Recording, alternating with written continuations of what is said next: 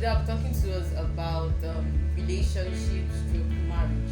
Yes, the video is titled Marriage Mantles, right? So, what I'll be paying more attention to are conditions that you need to look out for, factors that you need to look out for when it comes to choosing a life partner, when it comes to choosing the person that you want to spend the rest of your life with. Alright, so when you ask a lot of people out there, what kind of person do you want to get married to? What kind of person do you want to spend the rest of your life with? They would often have a long list of qualities that they expect the person to have, and when you go through such list, you find out that for most people, the things that they count as priority should actually be down the list. While the ones that should be priority are found at the bottom of the list. Now, when you try to build a life or build marriage outside purpose without a shared mission, you end up having issues over time, because we're talking about the next 50 to 60 years of your life. So what do you think would make you want to stay with one particular person for 5 to 6 decades? What makes you think just emotions will make this relationship or this marriage last? Most people get carried away by this chemistry thing. This person makes me go crazy. I can't sleep. When I'm eating, I'm seeing the person. When I'm sleeping, I'm seeing the person. We get carried away by all this emotional stuff, and others get carried away by beauty. He's so cute, she's beautiful, she has a good shape. While those things are actually nice, because everyone loves beautiful things, right? Those things are good, but we should understand that they won't last us for the next 50 years. They won't last us for the next 60 years, because all those things will change, and when real life issues start coming up, and that when real life issues start coming up, that's when you start having certain issues, and you'll be like, how come I never paid attention to this thing? So the reason why I'm doing this video is so that you do not get to make such mistake. I've often heard marriage counselors, when they will be like, most people who come for counseling and they table their issues, the kind of problems they are having is not based on this person's beauty or this person's look or this chemistry thing. They have, most times it's usually related to relational issues.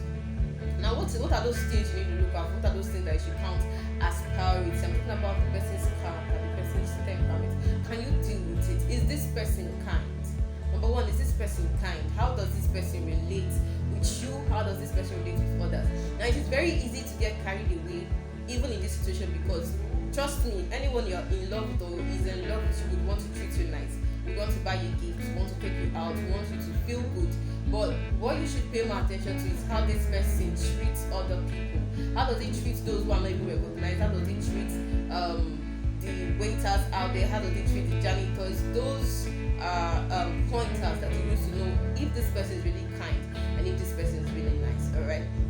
So I listened to someone talking on there. She was going out with a friend of hers. The guy was really asking her out, but she was yet to see it. So they were on the bus, and as he was about coming down, one of the ladies, like one of the passengers, actually stepped on his nose, and she didn't say sorry. And the guy, flared up, was angry, and he almost slapped her. Like, he almost slapped her. At that point, she was like, oh my god, that she had never seen such expression from this guy before. So you should watch out for how this person treats other people. Secondly, is this person humble?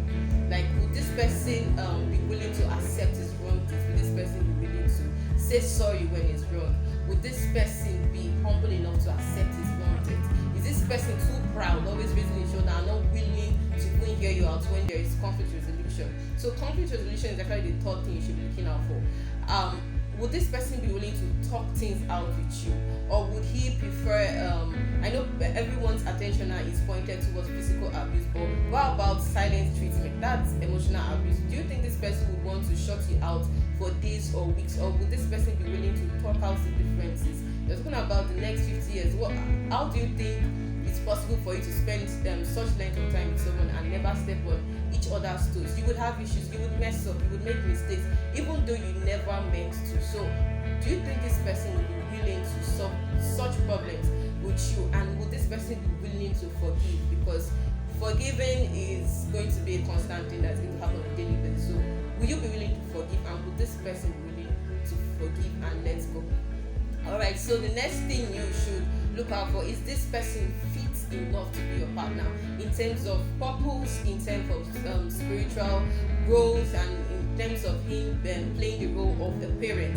Can this person support you all through? Probably you are into education, he's into politics. Are you guys compatible enough to support each other's varying dreams? All right, you're into ministry or whatever. Do you think this person is able to support you all through this journey? Because you cannot think about marriage and not think about the destiny you're trying to fulfill or the purpose you're trying to fulfill. So is this person fit enough? Don't get carried away by beauty. Don't get carried away by position. Yes, most ladies out there get carried away by a guy's position. He's probably a leader in the society, or he's wealthy, or he's a pastor. You should know that you're not getting married to a position, rather you're getting married to a person who would either help you fulfill your destiny or take you down the drain. So is this person able to support you? Is this person fit enough? Is this person fit to be a parent? Can this person mother your child? Can this person father your child? Those are things you should pay attention to, right? Those are things you should lay more focus on.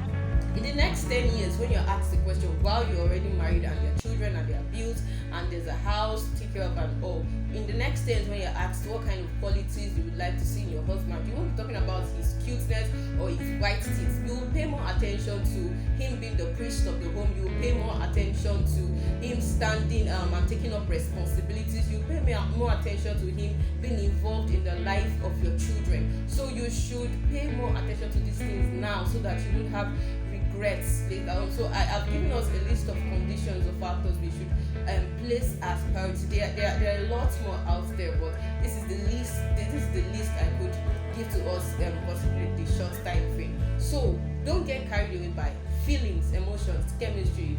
They won't last for more than a few months or a year or two max. So what happens in the remaining 48 years that you have left? So pay more attention to these things, and I pray that God will help you to make the right choice, that you won't miss it when it comes to marriage, and then you would end up fulfilling purpose and destiny with your partner. So that'll be all for today. Don't if you have any question, you can drop it down, or contribution, anything you think I skipped out or I should have added to the list. I'll be looking forward to your comments, and please don't forget to subscribe, yes, and turn on your notifications so you can get notified when I drop a video. So that'll be all for today. See you all next one.